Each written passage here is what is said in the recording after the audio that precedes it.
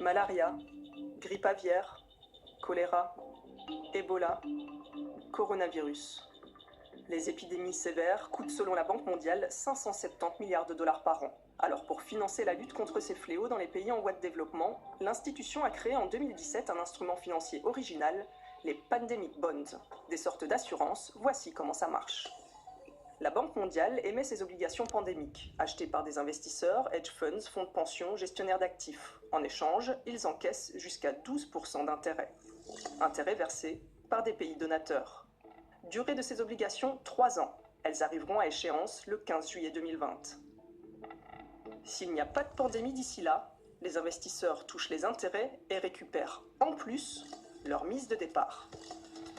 S'il y a une pandémie, le versement des intérêts est stoppé et l'investisseur perd sa mise de départ qui sera reversée en partie aux pays qui en font la demande. Pour ce professeur de finance, ces pandemic bonds sont un outil intéressant.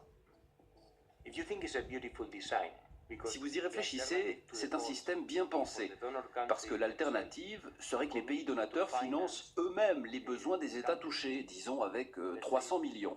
Au lieu de ça, ce sont des investisseurs qui fournissent ces 300 millions, parce qu'ils touchent des intérêts payés par les pays donateurs.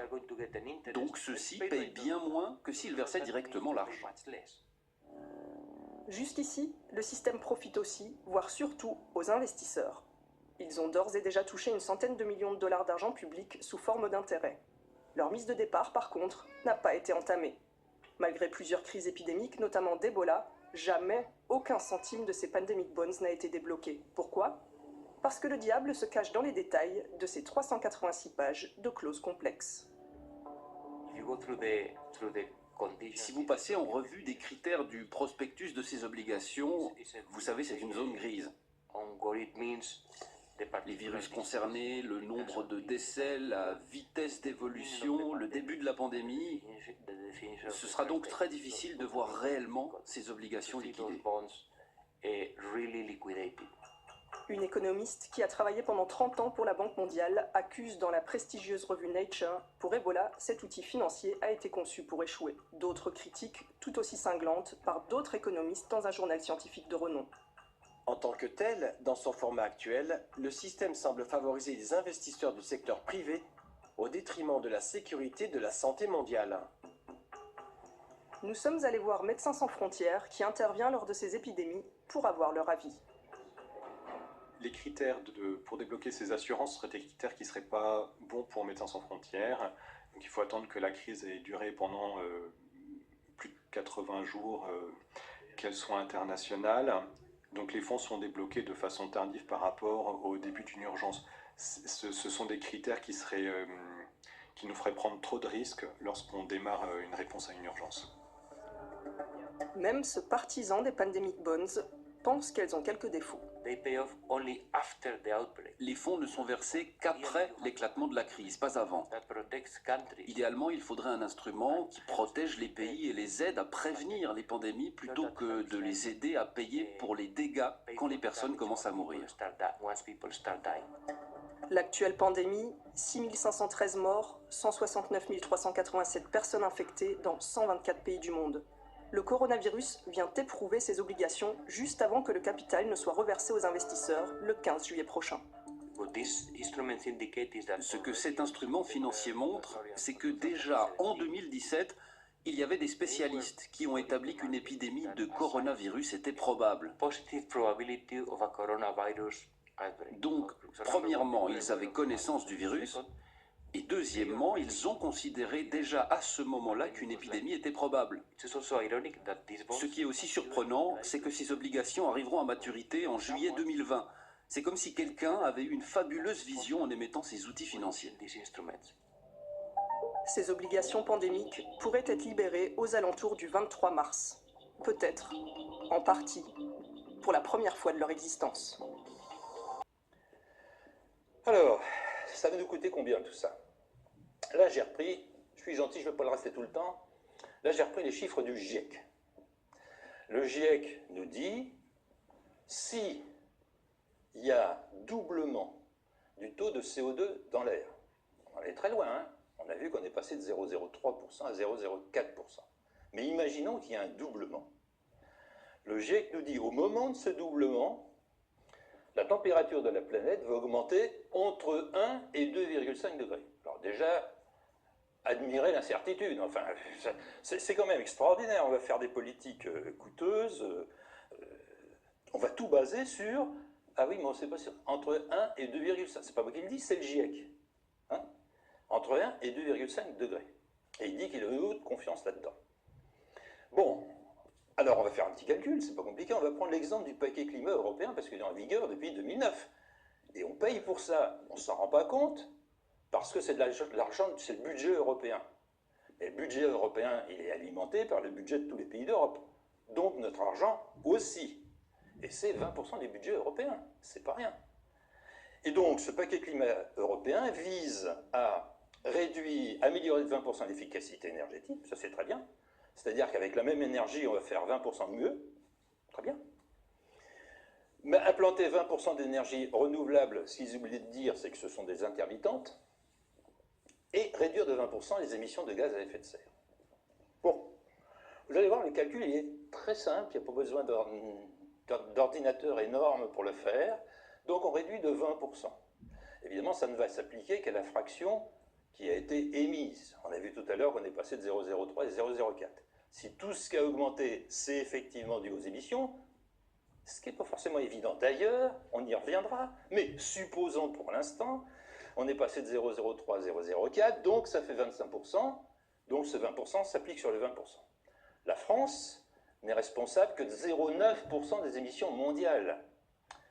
Donc si je multiplie par la sensibilité climatique du GIEC, qui on va le voir tout à l'heure est exagérée, on va trouver qu'on évite un réchauffement de la planète avec la politique française de 1 millième de degré.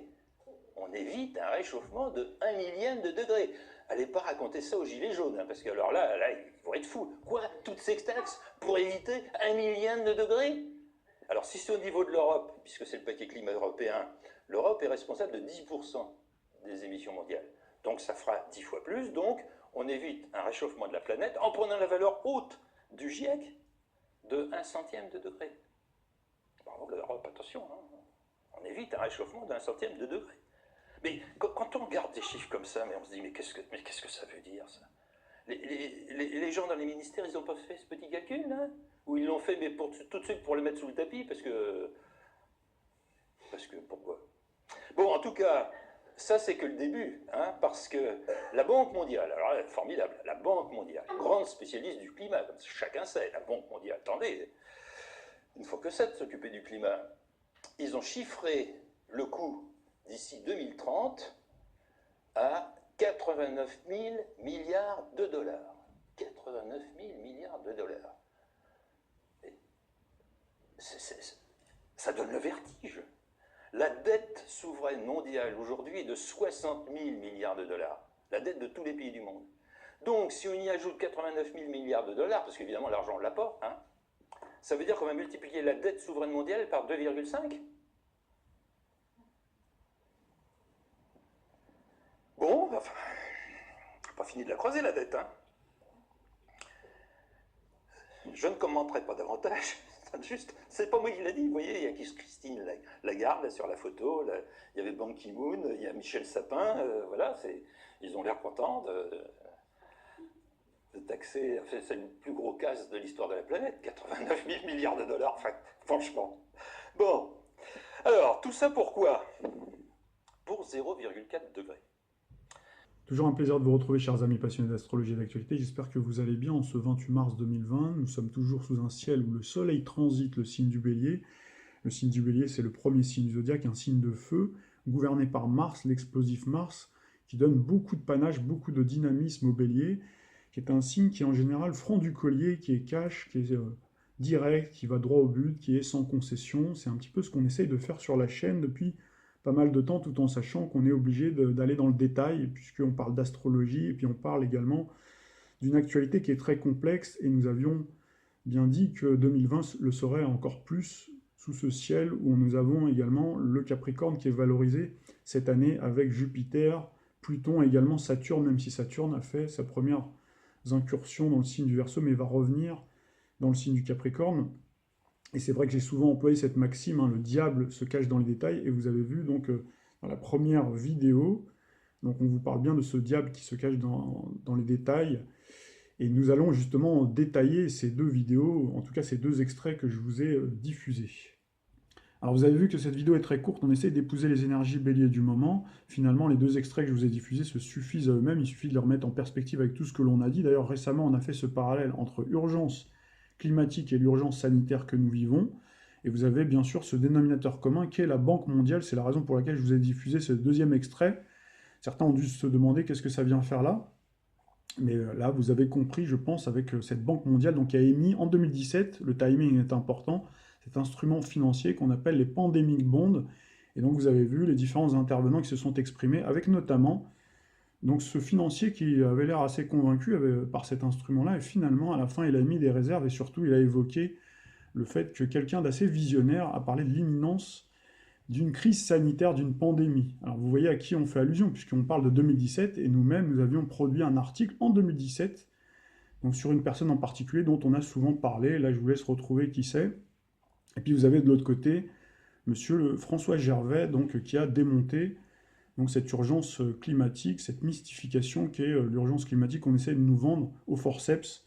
Et donc vous voyez le montant colossal que ça représente, 89 000 milliards de dollars, bien entendu. Ce n'est certainement pas Ban Ki-moon, certainement pas Michel Sapin ou encore Madame Lagarde qui vont payer.